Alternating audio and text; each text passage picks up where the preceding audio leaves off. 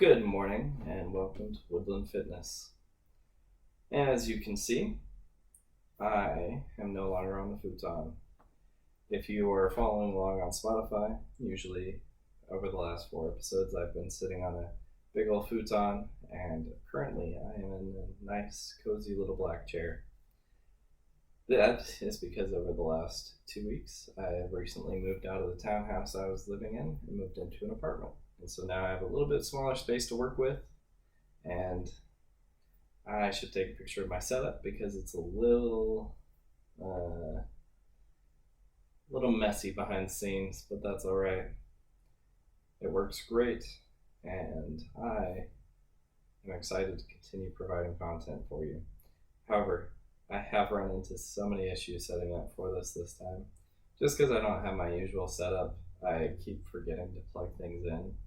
And so I get started, realize I missed something, and have to figure out how to get it plugged in and get it within a good amount of distance so that everything looks nice and neat. On camera at the very least. Well, except for the edge of my bed right here. So, last week we talked about stress. And the week before that, I had left off with the energy balance model. I also promised that I would talk more on a few different topics as we covered the energy balance model. And so this week we're going to get back to that, and I am going to get back to covering those topics. Now, something that I mentioned as I was, like I said, I had to retake a couple times because I forgot to plug a few different things in. And there was an idea that I had come into my mind that I mentioned in one of those videos that I wanted to make sure that I included in this episode. One of the things that I want to focus on with this podcast is I want to the best of my ability, give you the facts about nutrition, exercise, different gym myths, and honestly, the nutrition side has more myths and just influencer bullcrap than anything else about the gym. Especially whether that's what you should and shouldn't eat, whether it's the supplements that you should or shouldn't take. And I want to give you not just my take on those things, but the actual legitimate facts about what does and doesn't work. I said a couple episodes ago when I mentioned something about cutting out cardio that it was going to piss a lot of people off. The reality is I have maybe 5 or 6 consistent listeners. I'm not going to piss a lot of people off. However, I want to be as direct as possible regardless of the response that I might get to these things. The facts of especially nutrition have very little to do with whether or not you feel like something should work better than something else. The facts are honestly mostly come down to personal preference. If we look at the energy balance model that I broke down 2 weeks ago, you have an equation, and that equation is going to have one side or the other. It's either going to be equal on both sides, which will equal maintenance, which means you aren't losing any weight, you aren't gaining any weight, you're maintaining. When that equation is balanced, you also aren't going to see a whole lot of progress. When you have one side higher than the other, whether that's calories in or the calories outside, then you are going to see some kind of change in one direction or the other. There are occasions where you can see muscle gain at calorie maintenance, and we will talk about that a little bit. But there are so many different ways that you can change that equation on either side, and we're going to talk about why those strategies work and or don't work, because you may have heard that one particular diet is just the best thing in the entire world and should work for absolutely everyone, and for some reason it just doesn't work for you. And we're going to talk about why. why it might not be working for you. Because there are very few instances where it's going to be just because you're an anomaly where you can't possibly lose weight no matter what. That's probably not the case. I won't say 100% that that's not the case, because there is always the possibility that losing weight is more difficult for you than other people. There are plenty of factors that go into losing weight that are outside of what we eat. However, what we eat is also a very big part of that.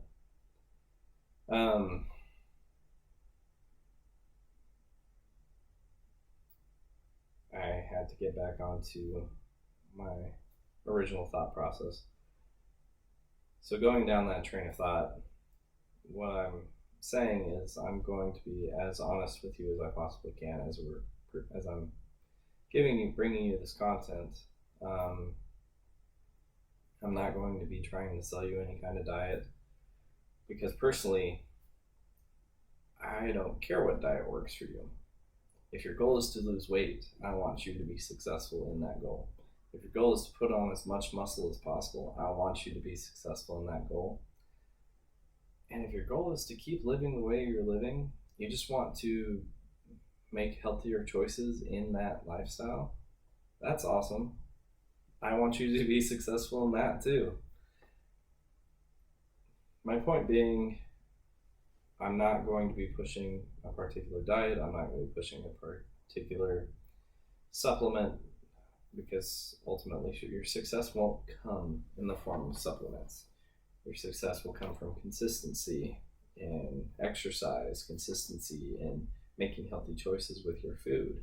And I want to give you the information that you need to make those choices. So, along those lines, we're going to push further into the energy balance model.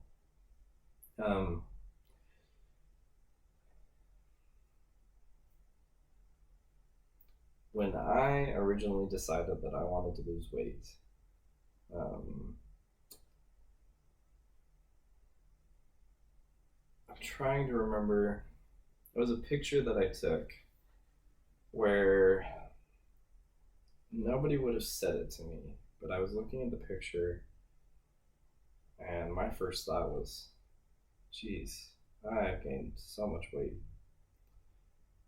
Nobody else had ever said that to me. Nobody else had ever even mentioned anything about me being overweight. But I saw it. And then I stepped on the scale shortly after that and confirmed it for myself. And I made a decision that I wanted to lose weight. I went about it kind of a weird way, because even just the brief period that I went down random things, I chased so many rabbit hole diets and so many fads. I read Born to Run, which, no hate on that book. I actually legitimately love that book. It's such a good book. But at that point, I started running 10 miles every day, which, let me tell you, for the first week of that, probably longer than that was miserable. However, I got really good at it, and I was running super consistently, and my weight was going down. But I just felt like I wasn't making the progress that I wanted to make. Like, I was losing weight, but I didn't like how I wasn't looking better. I wasn't happy with the physique that I had. And then somebody put me onto a YouTube channel that a personal trainer had, and I started watching these YouTube videos, and this YouTuber went in and was breaking down the science. For those of you that know me, I'm a huge nerd. For those of you that don't know me, I'm a huge nerd. And I don't try to pretend to be otherwise. I would like to be the most jacked nerd that you know, and I'm still working on that. And I love studying science. One of the things that has caught my attention the most when it came to fitness, health and fitness, was the process that our body goes through in order to build muscle. And that's kind of what fascinated me at first. was having the science of that being broken down for me. And I decided I wanted to pursue personal training after that. Honestly, initially it was just so I could put together my own workout programs and not have to buy them from someone else. However, as I started seeing the progress that I actually wanted to see, in total I dropped 35 pounds, and I got down to 9% body fat. I started out at 29% body fat, dropped all the way down to 9% body fat, and I felt more muscular and strong than I had in a long time, and kept pursuing that goal. Now, obviously, I've gained weight since then, intentionally, with the goal of becoming stronger. And I'm a little bit heavier than I was, not when I decided to start losing weight, but I'm heavier than I was when I started weightlifting. And I am also twice as strong. Plus, I do look a lot better than I ever did when I was going through the process of running 10 miles a day. And it was kind of that process of realizing that maybe I was taking the wrong approach to running that much. One of the diets that I chased for a little while was the keto diet. And for me, I felt awful.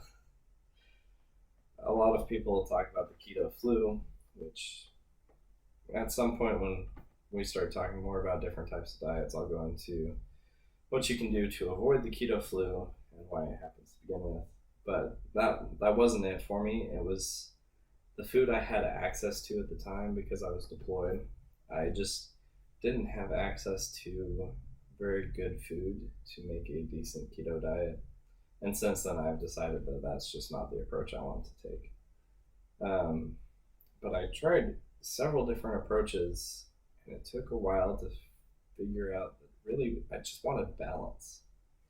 I wanted balance in my diet, and I wanted to be able to eat. For me, I've always had a sweet tooth, and so I wanted to be able to eat sweet things without it just completely ruining what I was working toward. And as I worked toward that, I found a path that worked really well for me. And I wanted to help people find paths like that in their life. I wanted people to figure out whatever their goal is, because really it's up to you what your goal regarding health and fitness is, and figure out how to fit that into your lifestyle. Basically, what I'm talking about mostly is quality of life. So anyway, kind of back to the energy balance model. I'll make my way into tying that tangent into this. But back to the energy balance model, what I wanted to focus on today are macronutrients. It's become a much more regularly used term, and lots of people have heard of macros or macronutrients before. But basically what they are proteins, fats, and carbs, carbohydrates. Of those three macronutrients, proteins and fats are considered essential. And while carbohydrates are not considered essential, I would not say that they are not essential, because there are different points in our lives when carbohydrates are absolutely what our body needs to help our body grow and to make progress. There are also goals where I would highly recommend having carbohydrates in your diet. For instance, if you have any major strength or endurance goals, our body uses carbohydrates for our quick energy system. We'll get into the difference between those, our quick energy system and our slower energy systems, at a future point, because that is a topic that I've seen a couple times explained, and it gets kind of confusing. So I want to simplify it and let it have its own episode. So anyway, we have three macronutrients: proteins, fats, and carbohydrates. I'm sure you can think of multiple examples of some of those different macronutrients. Something I referred to in one of the previous takes of this video was the my plate that they used to push when I was in school, where they would show you what your plate should be made up of and how much of each thing. Show you like little sections of this is how much carbohydrate you should have, this is how many veggies you should have, this is how much fruit you should have, this is how much protein. So anyway, the first macronutrient I want to cover is protein. This is probably the most pushed macronutrient right now, and for good reason. There are all kinds of things that are being pushed that have extra protein, but then also have a crap ton of calories in them too. So anyway, when we're looking at proteins, we're looking at chicken, turkey, ground beef, pork, whey protein shakes. There are plenty of vegan protein options as well. But when we're looking at protein as a macronutrient, the recommended, and I don't mean the FDA recommended, I mean the recommended in research for muscle growth, is 0.8 grams to 1.6 grams per pound of body weight. I've had a cough that I just have not managed to get rid of yet. It's almost gone though. So anyway, what that looks like is, for me as a 200-pound man, what I would shoot for is about 200 grams of protein. If you have ever tried to include 200 grams of protein in your diet, that is very difficult to do without intentionally planning. One of the reasons that is because when you look at the way that we have set up our breakfasts, we set them up to be very carbohydrate heavy and have next to no protein in them. Most of the common breakfast foods are cereal, pancakes, waffles, oatmeal, cream of wheat. You might have a couple eggs in there, burritos that just have a ton of hash browns in them with a little bit of some kind of breakfast meat in there. So you wind up with super carb heavy breakfast with very little protein in it. And then you have the entire rest of the day to figure out how you're going to fit the remainder of your protein in. So for instance, if I started my day off with a classic bowl of cereal, I might be looking at 10 grams of protein from that morning. And then throughout the rest of the day, I've got to figure out how I'm going to fit 190 grams of protein into my diet. Let me tell you what, even with protein shakes, if that's how I set up my day, I'm not hitting 200 grams of protein. I'm setting myself up for failure from the get-go. So what I actually like to do for my breakfast is, recently I've been eating a little bit more cream of wheat and oatmeal, but then I like to start my morning off with protein shake, eggs, and then Greek yogurt as well. So that when I'm starting my morning off, I'm starting my morning with anywhere between 30 to 50 grams of protein. And then I just have to figure out 150 grams of protein instead of 190. That makes my life so much easier. You will struggle to hit 1 gram of protein per pound of body weight without being intentional about it. Something else that we look at, most people think that about a palm-sized portion of protein is going to be enough protein for your other meals like lunch and dinner. But realistically, that only puts you right around 20 to 30 grams of protein on the high end. So when we're looking at portions, we actually want to have 2 palm sizes per meal. That will put us so much closer to our goal, because let's say we do that, then we've got about 50 grams of protein per lunch and dinner. And then we're looking at 50 grams fit in somewhere else in either snacks, a protein shake after your workout, or something else. That is much more easy to accomplish than trying to figure out how you're going to fit 90 grams of protein into one meal. When it comes to protein, what I mostly focus on is shooting for 1 gram of protein per pound of body weight. I know I already said that, but I wanted to re-emphasize that that's what I tell people to shoot for. Most people will struggle to hit that goal. However, the studies are actually pretty generous that if you are relatively close to that, you're going to see plenty of muscle gain. And as of yet, you obviously there's the rule of diminishing returns. And when you get to the higher end, you can eat up to 2 grams of protein per pound of body weight. However, that is a lot of protein, and it is much more difficult to eat that much in a day. But the return that you get from it compared to going for that lower end is nominal, and you do usually wind up with some kind of GI distress when you get up toward that higher end. So I like telling people to shoot for the 1 gram of protein per pound of body weight. And as long as you get close, so you can fall short, but as long as you get close, you are going to see progress in the gym.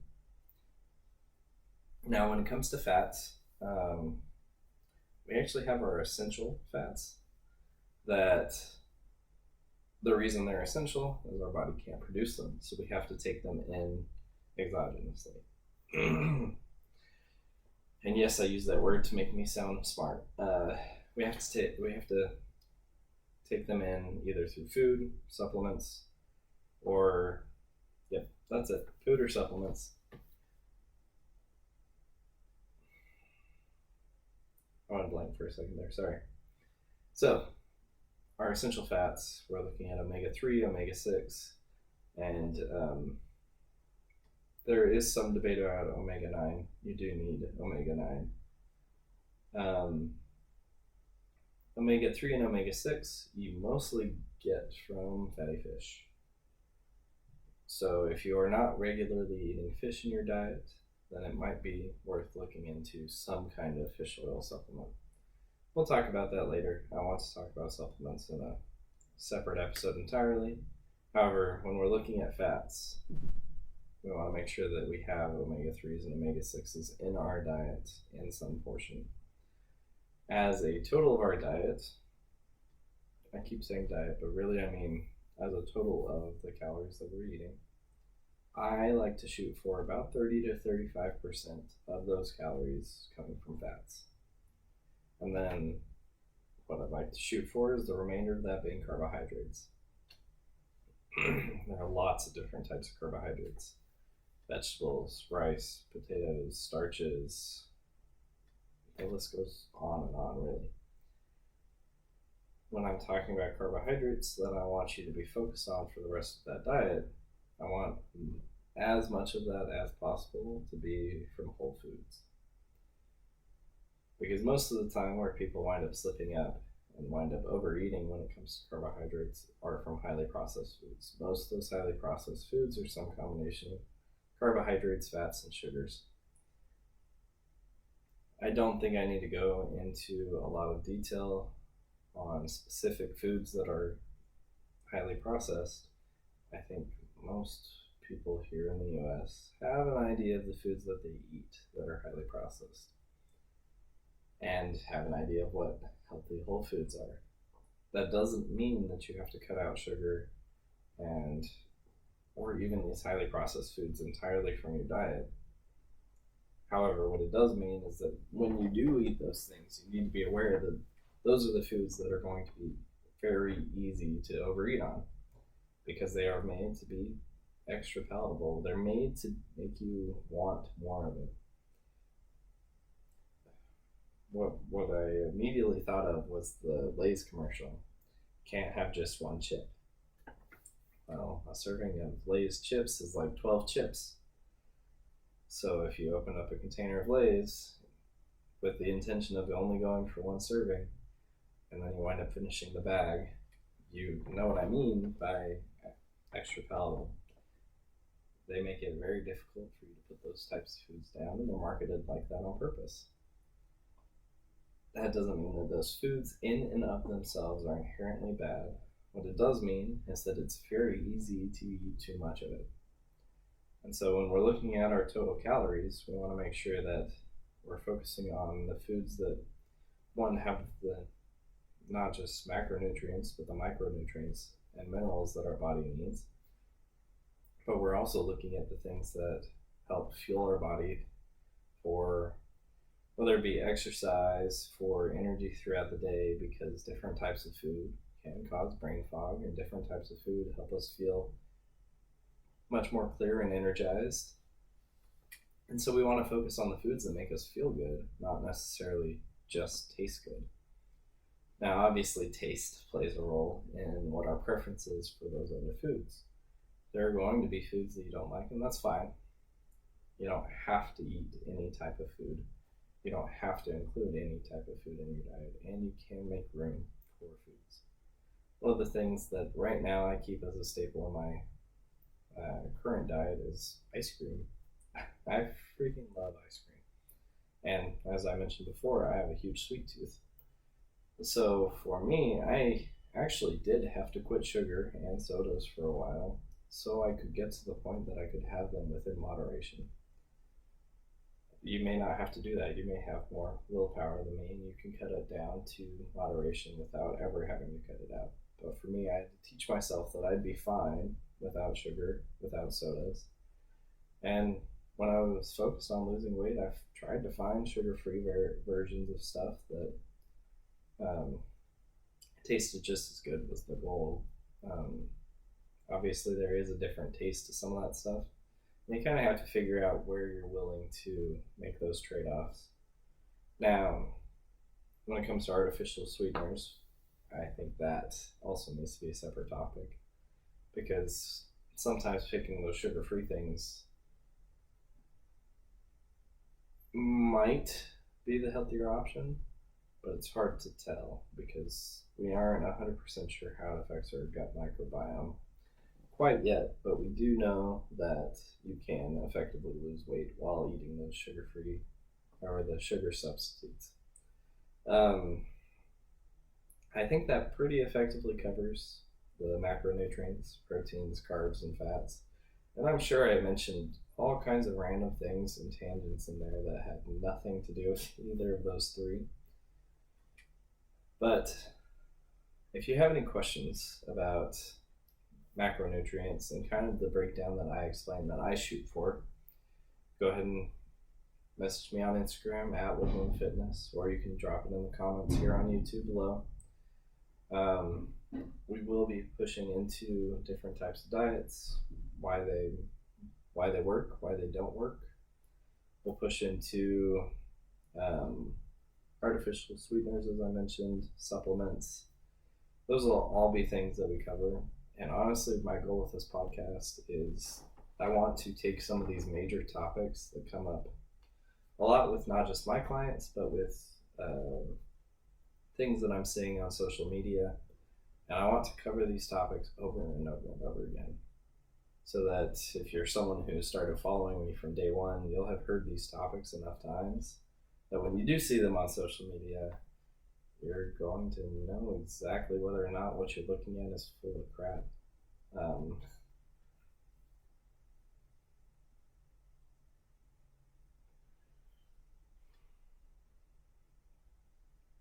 Trying to think of a good challenge for this week. I don't think I have a good challenge for this video. Ooh. Let's see. 2 weeks ago, I had you look at the foods that you were eating over 3 days. And for those of you that followed that challenge, you may have seen something mildly surprising. So, here's the challenge for this week.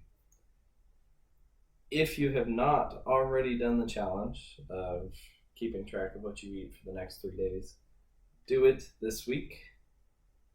That is not the challenge for this week, but you need to do this part in order to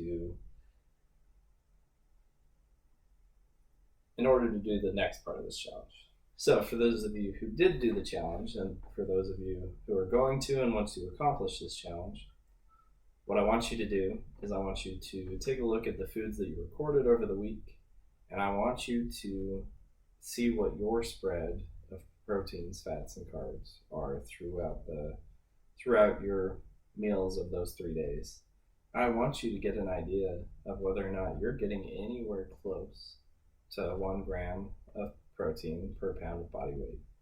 You may not have written amounts for the food that you did record, but you'll have a decent idea of how much you ate. There are, oh man, I blanked on the tool that I was going to mention. But there are search engines that you can go onto where you can get an idea of the average breakdown of different foods. I want you to go through and look through them and see how much veggies, how much protein, how many fruits, how much sugar. Look at all these different things and kind of get an idea of what your current diet looks like. We're not going to make any major changes yet, but I want you to get an idea of where you're at. All right, y'all have a great week, and I'll catch you next Sunday. Bye.